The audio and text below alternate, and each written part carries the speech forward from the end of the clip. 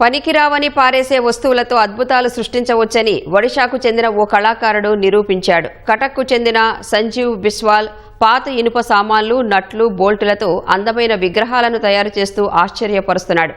Sanjeev Biswal political science graduate అయినప్పటికీ కళలపై మక్కువతో కాలేజీలో చేరారు.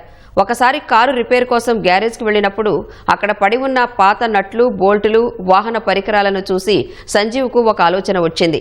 వాటితో కళాఖండాలు చేయాలని భావించి వెల్డింగ్ నేర్చుకున్నాడు.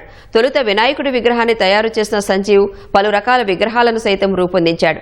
వాటిలో ఇనుప తుక్కుతో చేసిన జగన్నాథుడి విగ్రహం ఇప్పుడు ప్రత్యేక ఆకర్షణగా నిలిచింది. బైక్ ప్లగ్లు, కాంక్రీట్ కట్టర్ బ్లేడ్లు, బుల్లెట్ చైన్లు, వాచర్లను కలిపి వెల్డింగ్ చేసి దీన్ని తీర్చిదిద్దారు.